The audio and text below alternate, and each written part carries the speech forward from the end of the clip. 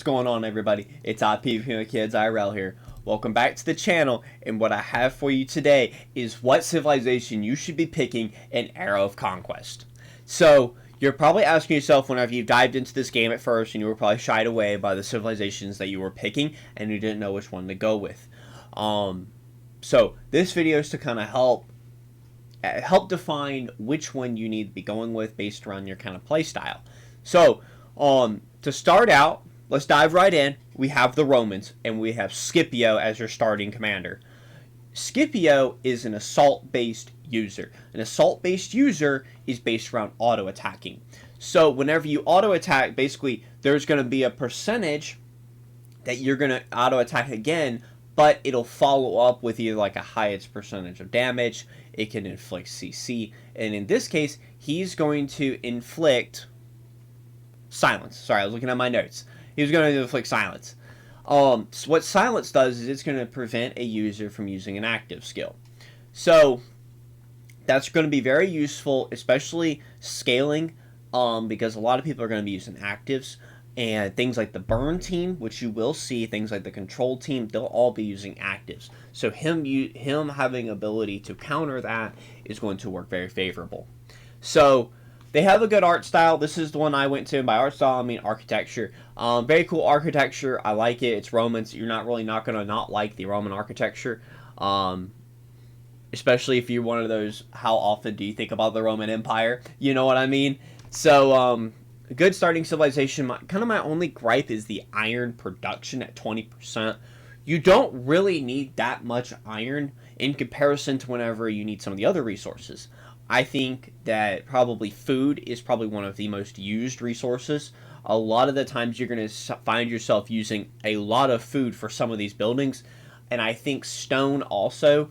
So I think the biggest downfall is the 20% iron versus what the other civilizations will give as well. So he's a solid assault user. I think he's middle of the pack in terms of, like, he's a very nonchalant assault user. So nothing to write home about, but he's certainly not someone to be taken lightly. Moving on to the British, as they might say, Boda. Boda is an active user that is going to inflict disarm onto her opponents. What disarm does is it prevents someone like Scipio that we were just talking about from using his basic attacks. That shuts him down from using those follow-up assault skills. So you're going to shut someone like him down at the start of, if you move before him, for instance, he actually wouldn't even go all in that turn. So, very solid there. And if they're already inflicted, then if they're already disarmed or silenced, you'll just inflict it again to another target for one turn. So, good scalability, a lot going on with their active. It's got a good probability percentage, and what I really like is they've got 10% in food, 10% in stone, and cool architecture to round it all out. So I think she has a lot going for her, along with the British by itself with the stone and food production. It kind of gives you a balance between what you need to build up in stone and what you in wood and iron. You build them up equally in what you're spending your what you're focused on gathering, for instance. So instead of having a whole bunch of iron, and now you've got to focus on wood, right? So I think it balances a little bit out. And food you can always use more of, and same thing with stone. So with all that being said, let's move on to the French, the baguettes, as you might say as well. So the French Joan of Arc, she is a tactical user, and what that means is she's an active tactical user. So that means she has an active, a lot like Boda, she has an active that's going to inflict damage, but instead of doing like a CC ability, she has a chance to inflict another tactical damage at a lesser percentage of what her main ability was. It's 30%, which is on the rougher side about what your kind of what I would like to see, versus the other starting tactical users, for instance, that we'll go into in a little bit. 20% wood is kind of the same gripe that I had about the Romans. With it being 20% iron, you're going to find yourself with a lot more iron than what you need than in wood. So yeah, I mean, nothing really stands out too well. I don't really see her being used a whole lot in the end game. You know, you'll find other tactical users that can just do what she does probably a little bit better. So, that's kind of my opinion on the French. I would say they're on the lower tier of what most people and what I've seen people using. And all of that can change with balance changes or anything like that. I just think that some of the other factions have a little bit too much to offer. Moving on to the Chinese. I really like him. He will inflict silence. He is the complete opposite of Boda. Boda will inflict disarm. Li right here will inflict silence. I think silence is very good compared to disarm because disarm is very straightforward on assault teams, but silence will affect a lot of teams right now in the game. You'll see most teams will have someone with an active skill if they're even using like a command team, if they're using mostly commands. If you inflict silence on someone, you shut that entire person down. Especially whenever they're like Charlemagne or it's some of the other active users, even himself, you will actually shut himself down. And if they're silenced or disarmed, you'll inflict the ability again to one other target.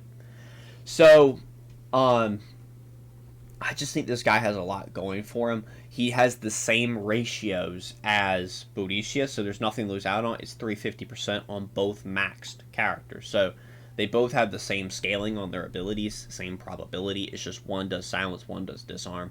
I really like the 20% food.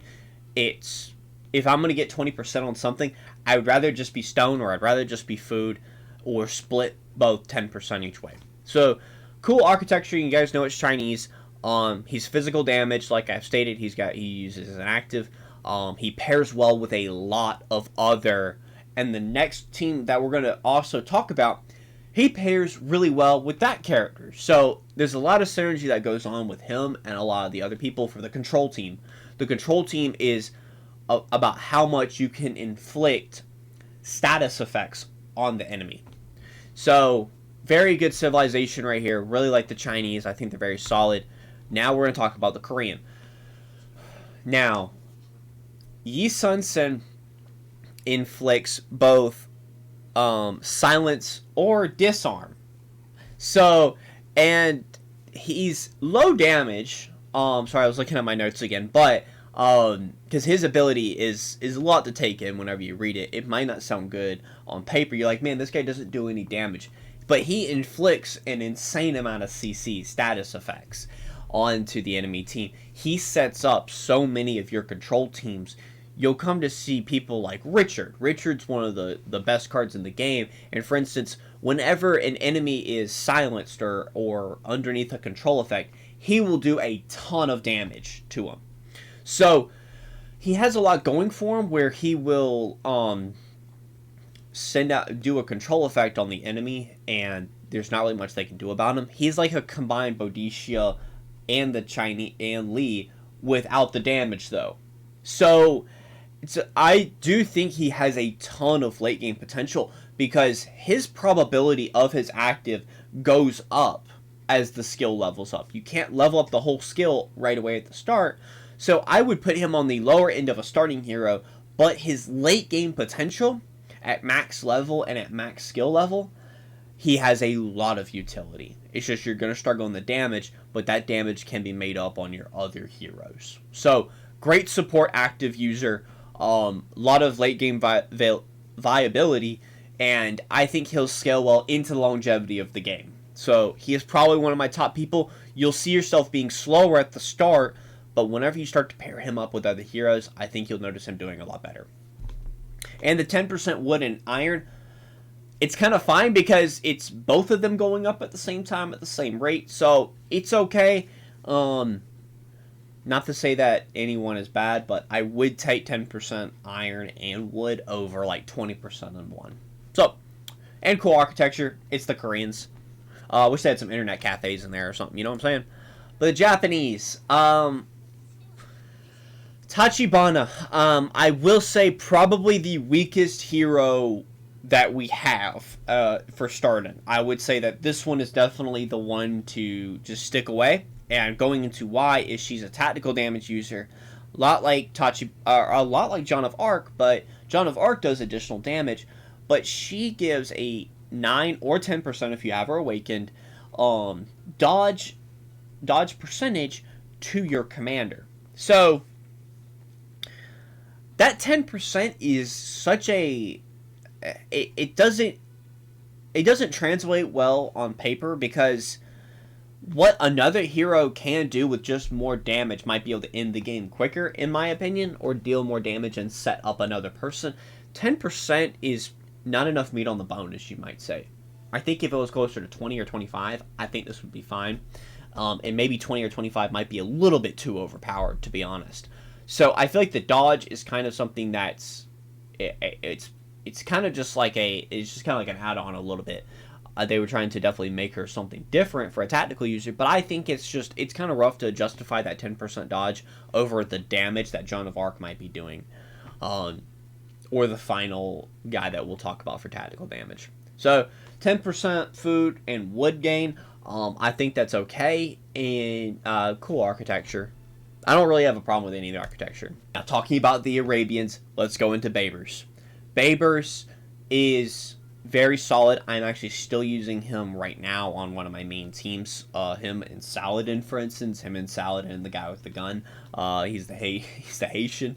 But so he does a lot of upfront damage, which I think is very good for an assault team. An assault team, I think, should just be based around how much damage you can dish out and kill the enemy as quickly as possible, because a lot of other abilities are going to help support you in doing that, for instance. I really like their architecture too. I think that's pretty cool. I really like it. It's definitely unique versus a lot of the other ones. You know, a lot of the Chinese, Japanese, and Korean one might be a little bit similar. Man, the Arabian's definitely out there. You know what I'm saying? So I really like the architecture. I think it's cool. 20% stone. I think that's very good. Like I've said, versus the like it being upper in iron or stone or wood. I think a 20% stone is fair. He is an assault user that will do more damage to two people. So he's got good scaling and very solid into the late game. So he has a lot going for him in terms of damage dealing. So definitely one of my favorites. I actually really like him, and I think he will scale well into the game's longevity as well, because of the straight up damage that he's able to output with his assault skill. So very solid skiv. Would highly recommend them. And yeah, moves us on to the Germanic. So very strong starting hero. I really like Herman. I think he has so much going for him. His ability is a lot to take in, but what he does is it's a command ability, and he is the only one that does this. He's the only one who can inflict. It's kind of tough to find a team to pair him with. That's kind of it. He's such a great hero by himself, but it's tough to find a team to pair him with. And the best teams that you're going to find to pair him with are flat tactical damage user or flat active users. So, he's a support hero / tank that will inflict taunt, which taunt then makes the people hurt themselves. So, very strong ability. It's a command ability, which means it'll always go off on the team, and every round after that, it'll have a chance of inflicting. So, he has great long staining stability. He's good from the start. He's all the way good up to the end. Very underrated hero. I don't see a lot of him out there. He is a very similar thing to Constantine. He can work well on a control group. He can work well on... I think he struggles on assault teams because most of them are the exact opposite in terms of archer, spearmen, spears, cavalry, and infantry. Sorry. He's the direct opposite of what a lot of those heroes are. So, but very good hero. His ability has a lot to him, but I think he probably is one of the top 3 starting heroes that you can get. I think he has great longevity. I think he will be used in future seasons without a doubt, and he has a lot going for him. So, great support user. He can be a tank. He can be support. he pairs well with control teams. He can pair well with a lot of active users as well. So if you have someone like Charlemagne or kind of like the other tactical users like Joan of Arc, or for instance, he'll pair well with him, and they can do a lot of flat damage outright. So, kind of moving on from that, they've got cool architecture as well. I mean, they've got castles, man. They got castles. You know, they're Germans. So they got the German engineering. So, Russians.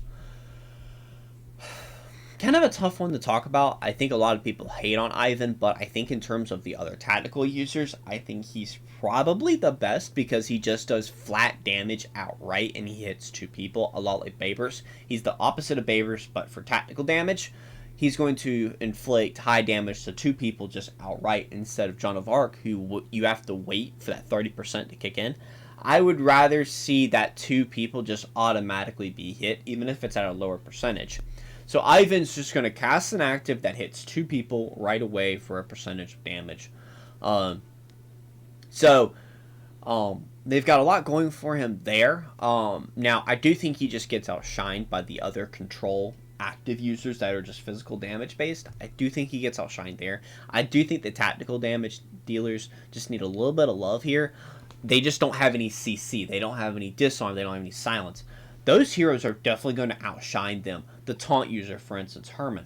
You're just going to be outshined a lot by the other users like that. So, I think that's the reason why a lot of tactical users fall so low on a lot of people's tier list, is because they just don't have a lot going for them later on into the game whenever other heroes are going to do so much. You'll always be using Lee. You'll always be using Boda. You'll always be using Herman. And, you know, you might be saying, why did you recommend Baber so much? But Ivan does the same thing, just for tactical damage. A lot of the tactical damage, for instance, is going to be used to also commit control effects. Assault teams are there to kill your opponent as quickly as you can, doing several auto attacks stacked up, because one assault can affect another assault. One tactical active does not affect another, right? So assault teams have a different mentality than what a tactical damage will be for us versus assaults. So assault's there to kill your people. Tactical damage is mainly used to draw it out. That's why it's an active. You have to wait for it to go off, and it's going to do a lot of damage. So it's a lot more drawn out in the game. You don't just want to count on it going off right away. Assault teams are a little bit different. You want your abilities to go off as quickly as you can to kill them as quickly as possible. Whereas tactical damage, you kind of want to draw the battle out a little bit to get the full effect of all of your abilities. That's the way I see it. So that's kind of most of my opinion about that. They're Russian. I don't really care too much for Russian architecture, if you ask me, but that's just me. You know, stone, iron. You know, it's okay. Once that's the best spread of additional resources. But if you want my personal top 3, because I'm kind of going based off of 3 things: usability, longevity of the game itself, and who you're going to be using. I think I would say probably Herman would probably be my number 1 pick of longevity of a character. I think he is number 1 without a doubt. I would say it's almost a tie between Boda and Lee. I would personally probably go with Lee because I like the silence a little bit more, because the burn team is what is used a lot at the start. So you're going to have a great counter versus the burn team, which is full actives. So I think in Season 1, I think Lee is better due to the fact that not many people are using assault teams, but a lot of people are using active teams. So I would highly recommend going with Lee over Boda right now. Could change. But I think the 2 that I would recommend would be definitely Germany, Chinese, and I would go with Babers, Arabian. I think those are my 3, depending on what type of team you want to build personally. If you're like, man, I really like the auto-attacking aspect. I really like the active aspect. I really like the fact that I can control a battlefield. Then, controlling a battlefield, you want to go with Germany. If you want to deal a whole bunch of damage outright, try and cleave your enemy, try and do a whole bunch of auto-attacks and build a team around that, you want to go with Babers. If you want to go around a team that also has control and damage, but just doesn't commit fully to each one, but you like for, it's going to be, like, you can pair Lee right with Germany. You can pair those heroes together and make a good team. And you can compare Yi Sun Sin with Lee with the Germany guy, right? So I think that's, for instance, that's a control team. For instance, that's just a little bit about how you can build these heroes and make the best of, especially the free-to-play things. You get badges, which is used to upgrade the heroes, based around the civilization that you pick. So I would highly recommend going into the aspect that you want a hero that you're going to use longer. I really wish I had gone with Germany on my main account, but I initially went with the Romans, and I'm not really going to use him. But I would 100% be using Herman later on in the game. So that's my opinion about my top 3. Germany, Arabian, and the Chinese, I think, are the best starting ones, especially with resources, heroes, and 3 different architectures for you to choose from. So, without further ado, thank you so much for watching if you've watched this far, and I'll look forward to seeing you in the next one. Peace.